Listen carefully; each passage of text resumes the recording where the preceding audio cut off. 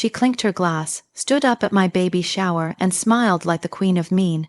Then she said it, loud enough for the entire room to hear. Some mistakes cry louder than others, she quipped, eyeing my pregnant belly. The room froze, my heart pounded, not because of shame, but disbelief. My own cousin, my childhood best friend, had just humiliated me in front of everyone I loved. I looked at her, calm and composed, and simply said, "Let's see how you feel when you're holding what you just called a mistake." I had no idea how prophetic those words would become. Before we continue, let us know in the comments, what country are you watching from? And if you've ever dealt with someone who tried to shame you in public, how did you respond? Also, don't forget to like, subscribe, and hit the bell so you never miss a moment of sweet, satisfying payback. I never imagined the person who would try to humiliate me in public would be the same person who once braided my hair before middle school dances, or who sat with me in hospital waiting rooms when our grandmother passed away. My cousin Misha and I had been close, maybe too close. Our lives had always been intertwined, from childhood sleepovers to college roommate days. But something changed when I got pregnant, or rather, when I chose to keep the baby, and Misha didn't approve. I had always been the one who took fewer risks. Misha was wild, outspoken, and natural star. I was the calm behind, the scene's type who supported her spotlight. When I got pregnant unexpectedly and chose to continue with the pregnancy, her tone shifted. She stopped calling as much. Her texts turned passive-aggressive, and when she did talk to me, her comments were laced with condescension. "You sure this is the life you want? Do you even know who you are without a man? Babies ruin bodies, you know." I tried to brush it off, believing it came from a place of concern, but deep down, I knew resentment was brewing. The baby shower was something I had hesitated to plan. I wasn't one for big celebrations, but my mom and a few close friends insisted. They thought it would be good for me to be surrounded by love and positivity before my due date. Misha offered to help organize it. I was surprised, but relieved. I thought maybe it meant we were on better terms. The event was held in the community garden hall on a beautiful Saturday afternoon. White and gold decorations lined the tables, floral arrangements filled the room, and the warm chatter of friends and family echoed off the walls.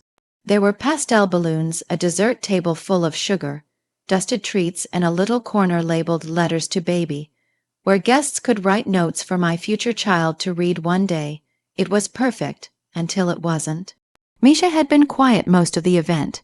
She floated around, laughing with distant relatives and making small talk with strangers, barely saying 2 words to me beyond a surface-level compliment about the cake. I assumed she was just in one of her moods. I was too focused on making sure the guests were having a good time to dwell on it. Then came the part of the event where everyone gathered to give short speeches or well wishes, something lighthearted and optional. People said things like, "You're going to be a great mom," or "We can't wait to meet your little angel." It was sweet, light-hearted, exactly the kind of warmth I needed. Then Misha stood up, tapping her glass with a spoon. She cleared her throat, eyes gleaming as if she had rehearsed this moment. "I just want to say," she began, "how proud I am of my cousin for making such a bold choice." There was a small chuckle from the room, people unsure whether to smile or squint. She's always been the sensible one, but now here she is. No man, no job. Just vibes and a baby bump. That caught people off guard. Nervous laughter.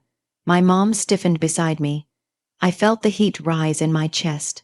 "But hey," Misha went on, "sometimes mistakes lead to blessings, right?" She raised her glass. "Some mistakes just cry louder than others." Silence, my ears rang, my breath caught. I looked around the room and saw confusion, discomfort, and some open jaws. No one moved. That was the moment that changed everything. I didn't shout. I didn't cry.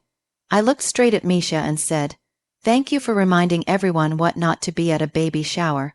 A few chuckled nervously. Some looked down, Misha blinked, lips twitching. Then I added, "Let's see how you feel when you're the one holding what you just called a mistake." And I meant every word, though even I didn't know how that line would come true. After the party, people came to me privately, expressing shock at Misha's behavior. Some even apologized on her behalf. My mom wanted me to confront her, but I chose not to. I didn't need a public fight. I had a baby on the way, and I refused to let bitterness poison that journey.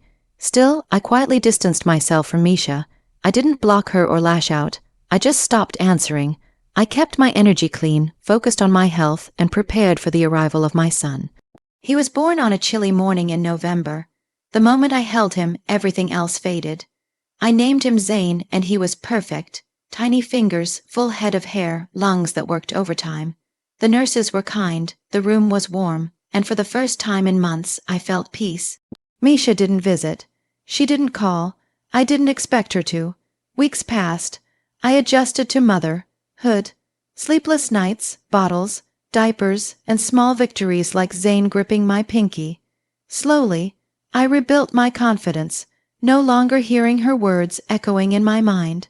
But life has a way of circling back. One afternoon, about 3 months after Zane's birth, I was at the pediatrician's office when I saw someone familiar in the waiting room, Misha, but she didn't look like herself. No sleek hair, no designer handbag. She looked tired, pale, and frantic. She spotted me and her face froze. Then I saw her holding a baby that looked newborn. My heart dropped. She avoided eye contact, tried to turn away, but I stood up, walked straight toward her, and said softly, "Is he yours?" She didn't answer. Just nodded slowly, tears pooling in her eyes. I sat down next to her. "You didn't tell anyone," I said, not accusing, just observing. She shook her head. I couldn't. I was ashamed. I nodded, understanding far too well how that felt. "Was he planned?" I asked gently. "No," she whispered, "not at all." We sat there in silence, 2 mothers, 2 stories, 2 babies. Then I handed her a burp cloth from my diaper bag, something I had more than enough of, and said, "Some mistakes cry louder than others, huh?" She looked at me, eyes wide. Her lip trembled. "I'm sorry," she said. "I was jealous, angry, lost." I let the silence hang. Finally, I said, "Now you get to raise what you once called a mistake. Let's see how you do with it." She sobbed. Right there in the waiting room, not because I was cruel, but because the weight of her words had finally come home to roost. I didn't hate her. I didn't need revenge. Life had already written its own poetic justice.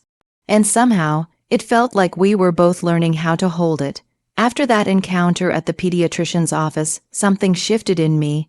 I wouldn't call it closure, not yet, but it felt like the beginning of a new chapter.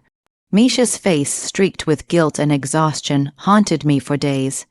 I couldn't forget the way she held that baby, like she was afraid he might shatter.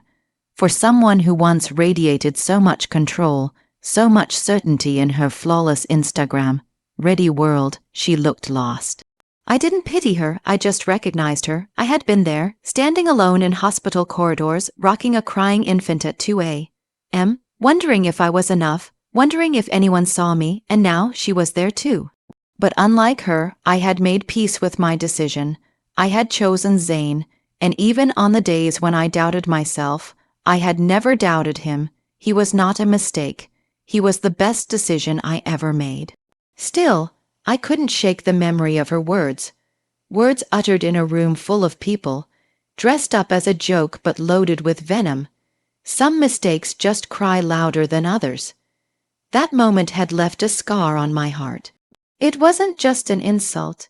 It was an attempt to strip away the dignity of motherhood itself. And now, the irony. Her life was echoing with the cries of a child she never planned for.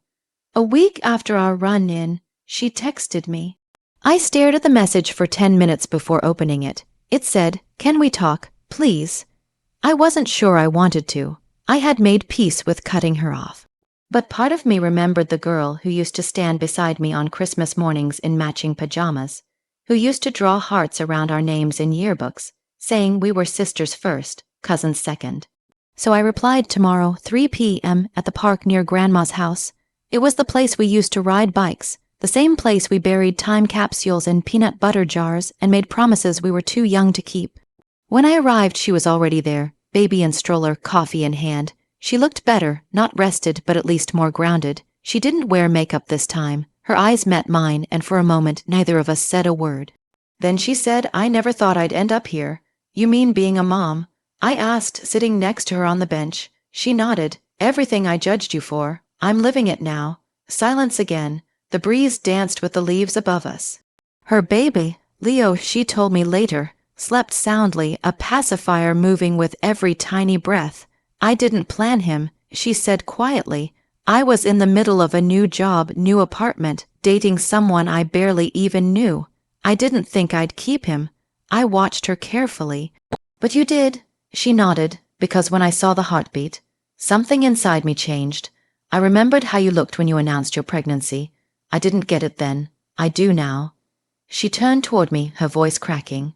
I am so sorry. It didn't fix everything, but it was something. I didn't need you to be sorry. I said softly, I needed you to be kind. I wasn't, she admitted. I was cruel and insecure, watching you stand proud at that shower, knowing you were facing it alone. I felt small. I hated that you could do something I was terrified of. Her honesty was unexpected. Disarming, I said, you hurt me, deeply, but seeing you now, I get it. It humbles you, doesn't it? She laughed softly through tears. Every damn day. For the next hour, we talked. Not just about babies and diapers, but about everything. About how life had flipped on us in ways we couldn't predict. About how we were both raising boys in a world that judged too quickly and supported too little. About how we still carried the pressure to be perfect, even when everything inside us screamed for help. It was the most honest conversation we'd had in years. Before she left, she said, I wish I could take back what I said that day. You can't, I said, but you can rewrite what comes next. And with that, we parted. Not as best friends, not yet. But as two women who finally saw each other, not through the lens of rivalry or shame, but through shared experience. Over the next few weeks, Misha made small efforts. She sent diapers when I was running low. She dropped off soup when Zane got sick. She didn't push to hang out, but she didn't disappear either. I kept my guard up, but I didn't shut her out completely. One day, she invited me to her apartment. I hesitated, but curiosity, and maybe forgiveness got the better of me. Her place was messy, dishes in the sink, toys everywhere. It looked like my place. She smiled, nervous. So this is my glamorous life now. I chuckled, welcome to the club. We sat, shared tea, and let our boys babble in their bouncers. And as I watched her hold Leo, I saw the sincerity, the regret, and the growth. This is the hardest thing I've ever done, she said, and I judged you for it. I feel like I need to earn your trust back. You don't need to earn it, I said, but you do need to keep showing up. And she did. Not long after, we attended a baby playgroup together. At one point, another mom made a snide remark about young single mothers, clearly directed at us. I braced myself, expecting Misha to shrink or retreat. But she looked the woman in the eye and said, There's nothing small about raising a child alone. It's the biggest thing we'll ever do. That day, I realized something important. Misha wasn't just holding her own regret anymore. She was learning from it, and I wasn't carrying bitterness anymore. I was watching my son grow in a home full of quiet strength and the beginnings of restored love. We would never be the same as we were before, but in some strange, poetic way, we were something stronger, two women, two babies, and a bond forged in truth. The days passed quietly after that playgroup moment, but something inside me stirred every time I thought back to how confidently Misha had stood up for us, how she deflected shame not with bitterness, but with grace. And it struck me, maybe the real climax wasn't about a loud confrontation or a dramatic reveal. Maybe it was in these silent transformations, these unexpected acts of courage that began to undo old pain. Still, despite the progress between us, there remained a weight I hadn't lifted yet. The baby shower, that day where everything cracked, still sat like a rock at the bottom of my memory. I had never talked about it openly. Not with Misha, not with anyone, but I needed to. It wasn't about revenge. It wasn't about rubbing her pain in her face now that life had balanced the scales. It was about making sure that what happened back then didn't stay buried under politeness and second chances. Because forgiveness without truth is hollow. So when Misha invited me to Leo's 6-month celebration, a small gathering with just a few friends and family, I hesitated. I held my phone, staring at the invitation, knowing it was symbolic. She was offering me a seat at the table she once kicked me from. I could have declined. I could have chosen distance, but I didn't. I texted back, "We'll be there." That Saturday, I dressed Zane in a soft yellow romper, the one with little lion prints that always made strangers smile. I packed a small gift, buckled him into the car seat, and drove to Misha's place with a strange mix of nerves and curiosity churning in my chest. Her apartment looked cheerful from the outside, balloons tied to the railing, laughter echoing through the hallway. But inside, something much heavier was waiting. When I entered, Misha greeted me with a hug, tight, a little too long. "I'm really glad you came," she said, eyes shimmering. I nodded, wouldn't miss it. The guests milled around the living room. Some I recognized, cousins, old friends from school. Most avoided eye contact, and I knew why. They were there that day at my shower. They had laughed nervously when Misha delivered her infamous line. They hadn't defended me, they hadn't stood up. One of them, Alia, approached me cautiously. "Your son's adorable," she said, bending slightly to wave at Zane. "I've seen his pictures. You're doing such an amazing job." I smiled politely. "Thanks." Then she paused. I've always felt bad about that day. I didn't know what to say. "You didn't have to say anything," I replied, but saying nothing said a lot. She nodded slowly, ashamed. "I'm sorry, I wasn't expecting that," but hearing it chipped away at a small piece of the wall I had built inside, I gave her a brief nod, then turned away and settled into a corner with Zane on my lap. The party moved on, gifts were opened, cupcakes devoured, Leo giggled as everyone sang. And then, like some invisible signal had gone off, Misha stood and tapped her glass with a spoon. "Everyone," she said, voice loud but trembling, "I just wanted to thank you for being here today. It's been a wild 6 months." She glanced at Leo, beaming. "Being a mom wasn't in my plan, but it's the best plot twist my life's ever written." Polite applause followed. But she wasn't done. "There's one more thing," she said. "Something I've been meaning to do for a long time." She turned to me, my heart caught in my throat. "I owe someone here an apology," she continued. "A public one." The room went quiet. Even the babies seemed to pause. 16 months ago, I stood at someone else's baby shower, she said, and I called her child, a beautiful boy, a mistake. I did it in front of people, under the guise of humor, but it wasn't funny. It was cruel and cowardly. She looked down, swallowed, then looked right at me again. "That person is sitting here now, and I just want to say, no excuses, no justifications. I'm sorry. From the depths of my heart, I am sorry." I felt every pair of eyes in the room swivel toward me, and for a split second I wasn't sure what to do. My mouth was dry. My fingers gripped Zane's onesie a little too tightly, but then I stood. I didn't plan on speaking, but some truths demand a voice. "You're right," I said. "It was cruel. That day broke something in me, and I carried that pain into every bottle feeding, every lonely midnight. You weren't the only one who laughed, but you were the loudest, and that kind of wound doesn't just fade." Silence again. But this time it was reverent. "I forgave you privately." I continued, "But this matters, because what we say in front of people, that's the legacy we leave. That day, your words taught others how to treat me. Today, maybe they'll teach something else." Misha nodded, wiping away a tear. "I hope so." Then, surprising myself and maybe everyone else, I added, "You've changed. I've seen it, and I'm not just here to remind you of who you were. I'm here because I believe in who you're becoming." The applause this time wasn't polite. It was genuine, full of warmth. Misha stepped forward and hugged me again. This time lighter, more sincere. She whispered, "Thank you for letting me grow." I whispered back, "Thank you for choosing to." Later that evening, as the party dwindled and the decorations came down, Misha handed me a small box. "Open it when you get home," she said. Curious, I did. Inside was a framed picture from that very shower, the one where she made the joke. But the caption she had added was different now. It said, "From mistakes to miracles. Thank you for walking through both with grace." I stared at it for a long time. I thought of every tear I had cried, every moment I had questioned whether I was enough. And now there was proof. not just in my son's laugh or my own healing, but in the transformation of someone who had once hurt me, because sometimes the greatest revenge is watching someone become the version of themselves you always hoped they could be.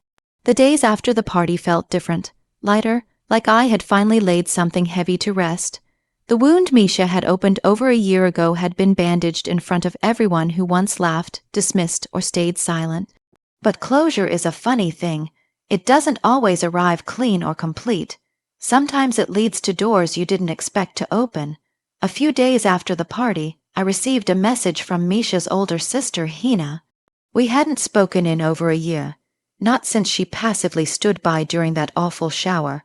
Her message read, "Can we talk? I owe you a lot more than silence." I sat staring at the screen for a long time. The version of me from a year ago would have ignored it, perhaps even blocked her out of self-preservation. But the version of me now, the mother who had walked through fire and rebuilt her dignity, typed back, "Yes. We met at a coffee shop downtown, a place that held no emotional attachment." Hina looked uneasy when she saw me, and I could tell she was carrying her own burden. After pleasantries and a few sips of coffee, she dove in. "I should have stopped her that day," she said. "I should have stood up, but instead I laughed, and then I said nothing. I watched you leave that baby shower humiliated and broken, and I said nothing." Her voice cracked, and her fingers fidgeted with the edge of her cup. "It wasn't just Misha who failed you. We all did." I didn't expect to feel so emotional hearing it.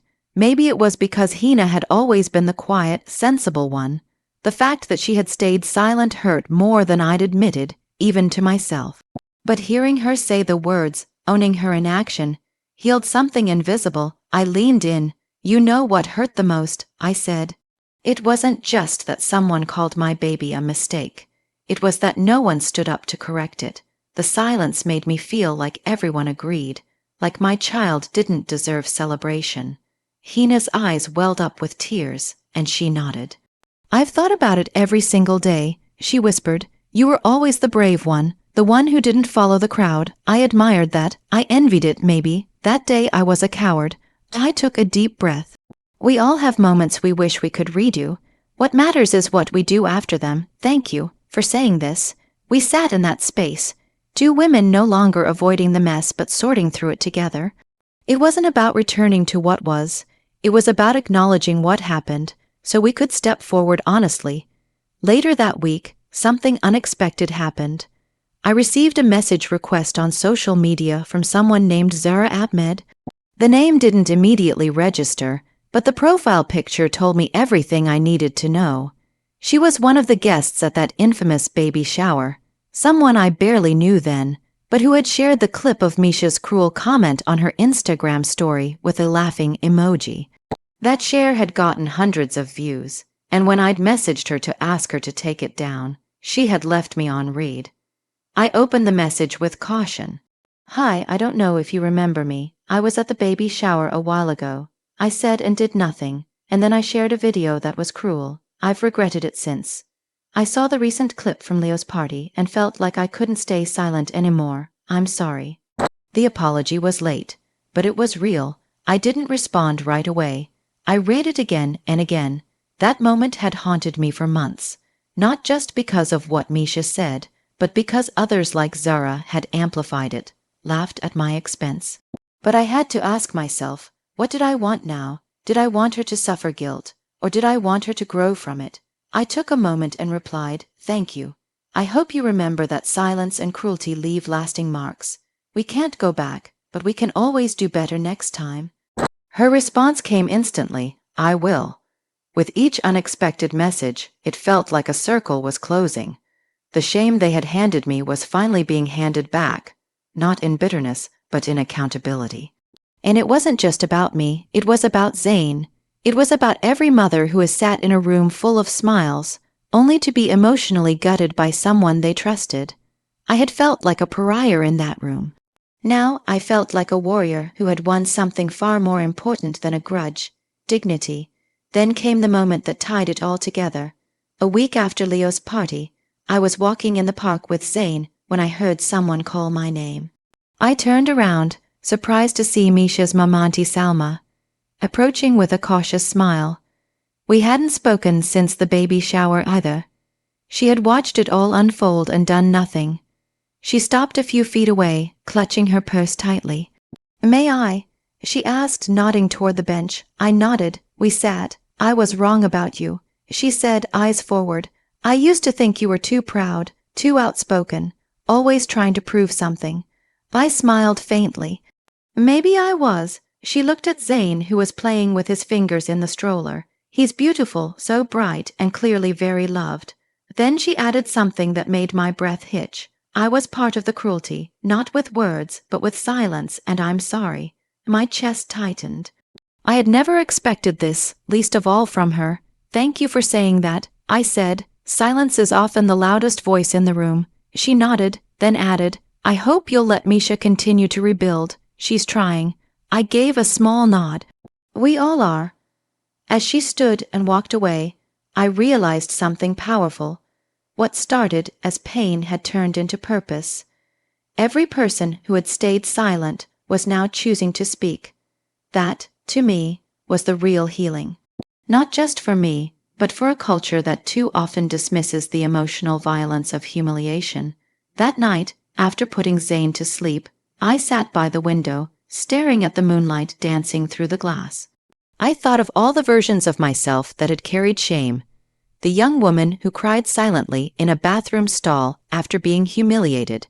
The single mom who walked into her delivery room with no hand to hold. The mother who once believed her child was unwanted. I wanted to hold that version of me and whisper what I now knew. Your worth is not measured by their applause or their silence. You are enough invited, uncelebrated, and still standing. And then, just before I turned in for the night, I received one final message. It was from Misha. No apology this time. Just a photo of Leo and Zane playing on a mat, side by side, with a caption that said, "They don't know the past, only the love we give them now." I smiled. Because she was right. The weeks following Misha's apology and the party video going viral felt like a slow, emotional exhale. For so long, I had held on to pain, gripping it tightly because it was the only thing that felt certain. But now, with each interaction, each moment of unexpected accountability, I was learning how to let go. I didn't forgive Misha overnight. You don't unfeel humiliation just because someone says sorry. But I was finally able to breathe without it weighing on my chest. And strangely enough, Zane seemed to reflect that shift too. He laughed more, slept deeper, as if my peace was contagious. One afternoon, as I was folding laundry, the doorbell rang. I assumed it was a package or a neighbor, but when I opened the door, I found my mother standing there, holding a small bouquet of yellow tulips. My favorite. "Can I come in?" she asked, her voice unsure. We hadn't talked much since the shower, either. She had been one of the few who said nothing during that awful moment, but her silence had pierced me deeper than Misha's words. It wasn't just a friend's betrayal. It was maternal abandonment. I stepped aside, allowing her in. She looked around, noticing the new photos of Zane on the wall, the baby toys scattered across the living room floor, and the framed invitation from Leo's birthday party sitting proudly on the shelf. "He's gotten so big," she said, smiling faintly. "I didn't offer tea or small talk. I just waited. I don't know how to say this without sounding selfish." She said finally, "But I regret that day more than you know." I was shocked and I froze. "I didn't defend you, and that's not the kind of mother I ever wanted to be." Her voice cracked, and she placed the tulips on the table. "You were right to pull away from me," she continued, "but I miss you. I miss Zane. I miss being part of your life, and I'd like to try, if you'll let me." I sat down across from her, unsure how to respond. My heart ached at her words, but the wound still stung. "I needed you," I said quietly. "That day, in that moment, I needed someone. Anyone to stand by me, and you stood behind silence." She nodded slowly, tears brimming in her eyes. "I know, and I'll never stop being sorry for that." Zane's giggle from the hallway broke the tension. My mom stood and gently walked over. He peeked out from behind the door, clutching his stuffed giraffe. "Can I say hello to him?" she asked. I nodded. She crouched down and opened her arms, unsure if he'd recognize her, but Zayn toddled forward and wrapped his arms around her neck. She closed her eyes as she hugged him, perhaps hoping to hold the time she had lost. I didn't say anything then. I just watched, because some apologies don't need words when actions carry them better. As fall began to settle over the city, life started finding a gentle rhythm again. My work from home projects picked up, and Zayn had adjusted beautifully to daycare twice a week.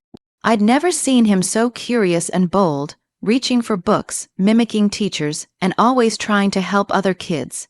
It amazed me daily how this little boy, once dismissed by others as a mistake, had become a beacon of light for everyone who met him.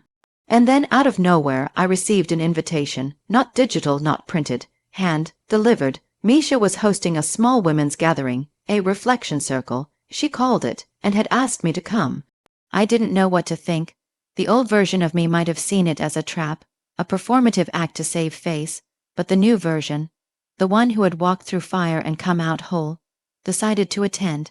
Not because I needed validation, but because I wanted to witness accountability in action. The gathering took place in Misha's backyard. Soft fairy lights hung between trees, candles flickered on each table, and chairs formed a gentle circle in the grass. There were maybe 15 women. Some I knew, others I didn't. When I arrived, Misha stood up and personally greeted me with a nervous smile. "Thank you for coming," she said. I nodded. "Let's see what this is about." Once everyone had arrived, Misha stood in the center. "A little over a year ago, I said something unforgivable," she began. "I called someone's baby a mistake. I thought I was being clever. I was trying to get a laugh, but what I did was cruel, and in that moment I betrayed someone I loved." Everyone was silent. She didn't cry, didn't act like a victim. She owned her words, she gestured toward me, and this woman didn't just forgive me. She taught me what grace looks like. She let me hold the child I once disrespected, and in doing that, she let me hold the weight of my actions. I felt tears sting my eyes, but I didn't look away. Misha continued, "We think being strong means always being right, but I've learned that real strength is admitting when you've been wrong, and rebuilding the bridges you burned." One by one, other women spoke. They shared their own regrets, their own blind spots, their own silent complicity in others' pain. It wasn't a party, it was a reckoning, a quiet revolution disguised as reflection. After the gathering, Misha pulled me aside. "You didn't have to come," she said. "I wasn't sure you would." I looked at her, Ely looked at her, and saw not the cruel girl from the baby shower, but a woman trying to make amends. "I came," I said, "because silence lets shame grow, and I'm done letting shame run my life." She nodded.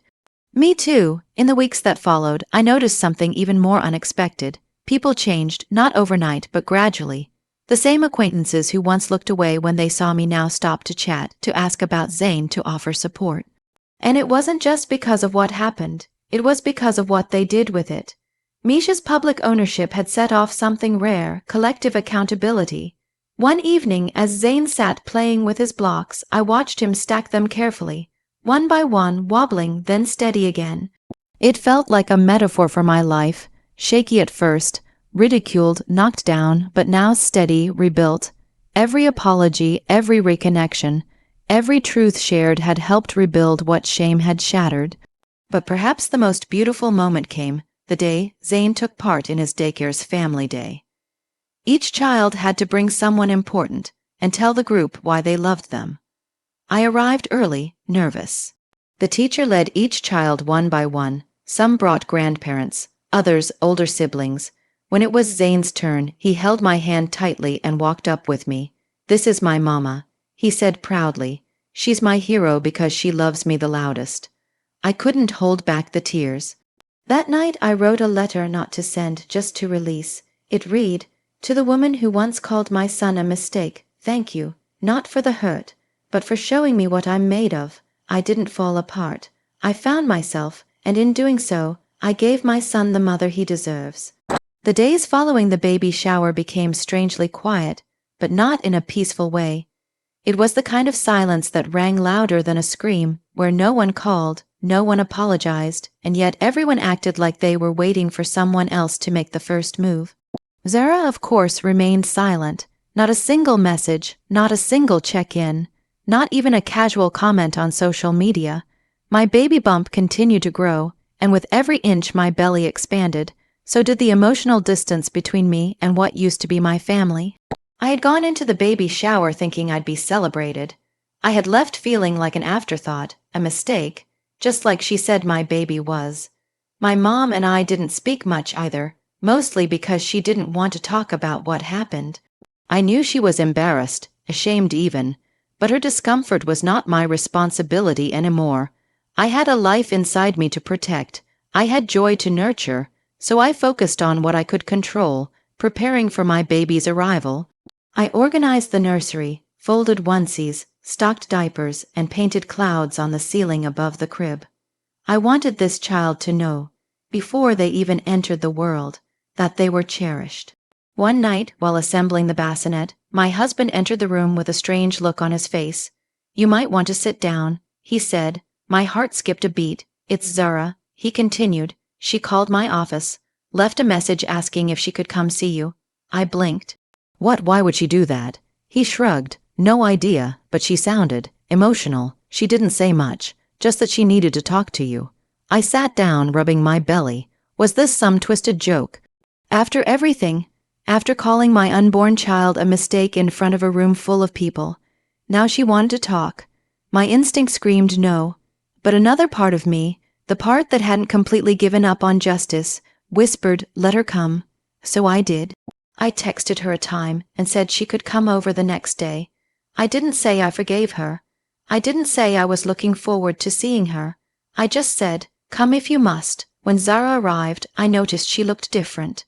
Not just physically, though she was thinner, paler, her once vibrant eyes dulled, but emotionally, she walked in like someone who'd been carrying the weight of something she wasn't ready to admit. "Hi," she said, awkwardly standing in the hallway. I nodded toward the couch. "Sit." We sat in silence for a moment. I didn't offer tea. I didn't offer comfort. I waited. "I owe you an apology," she said finally, eyes downcast. "You think?" I replied, my tone sharper than I intended, but honest.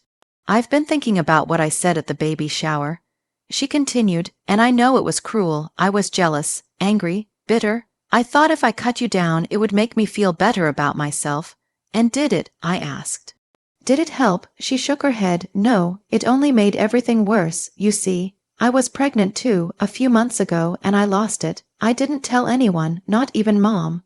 Her confession hung in the air like smoke. For a moment I didn't know how to respond. Part of me wanted to reach out to say I was sorry, but another part of me, the one that remembered standing frozen while she humiliated me in front of all our friends, couldn't ignore the irony. "So that's why you said what you said?" I asked. "Because you were hurting?" "I didn't know how else to handle it," she whispered. "I saw you happy, glowing with everything I thought I had lost, and I couldn't stand it." I closed my eyes, taking a deep breath. "You could have said that. You could have pulled me aside. We could have talked. But instead, you chose to shame me. You turned the happiest day of my pregnancy into a spectacle." She nodded, tears welling up. "I know, and I don't expect you to forgive me, but I had to come. I had to hold myself accountable, because that baby, your baby, is not a mistake. I was wrong, so wrong." And just like that, the air shifted. Not into something warm or comforting, but into something honest. "I appreciate your apology," I said, voice steady. "But apologies don't erase damage. They acknowledge it, and that's a start, but it's not the end." She nodded again. Can I do something for you, for the baby?" I looked at her. "What could you possibly do now?" "I don't know," she said.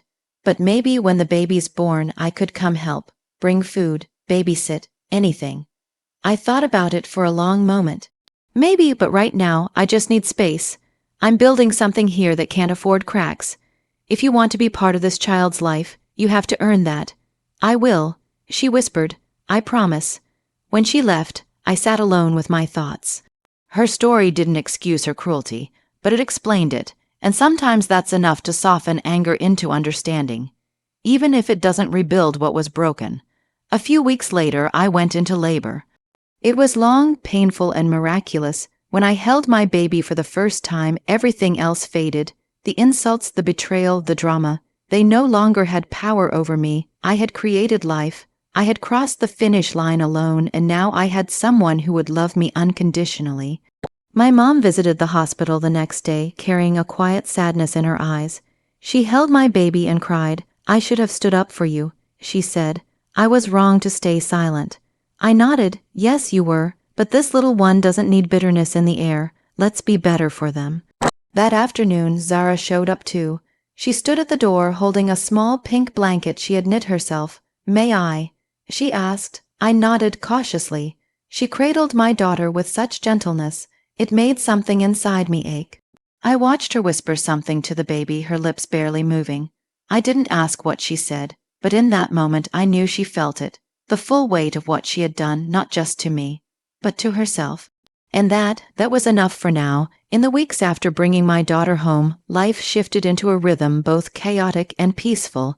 Diaper changes at midnight, warm bottles at 3 a.m., lullabies at sunrise. My world became small but radiant. The hurt from that baby shower didn't disappear overnight, but it shrank beneath the light of this new life. Every time my daughter's tiny fingers wrapped around mine, I was reminded that she wasn't a mistake. She was the most beautiful miracle I'd ever witnessed. I didn't cut Zara out of my life completely, but I set boundaries, strong, clear, and firm. She asked if she could come by every now and then, just to see the baby. I agreed on one condition: no more pretending. No more masks of perfection. No more backhanded compliments or biting words dressed as jokes. If she wanted to be in my child's life, she had to show up with honesty and humility. To her credit, she did. Slowly, awkwardly, but sincerely. She brought meals during the first few exhausting weeks, offered to run errands, and sat beside me in silence when the baby wouldn't stop crying. She never overstepped, never demanded a clean slate. She earned her way back by showing up again and again. And in that showing up, she slowly began to transform from someone I resented to someone I could cautiously trust again. My mother, too, softened. She apologized again, not with grand speeches but with quiet actions, folding laundry, rocking the baby to sleep, telling her, "You're loved. You're so very loved," again and again. Maybe she was trying to say the words she didn't have the courage to say to me at the baby shower. Maybe she was making peace with her own regrets. But what mattered most was this: I had rewritten the narrative.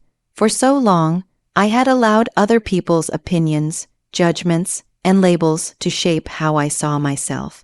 I let their silence define what I was worth, but no more. Becoming a mother didn't just give me a child. It gave me a voice, a fire, a knowing. I no longer needed approval from people who didn't know how to love gently. I no longer sought validation from the same mouths that once spit venom.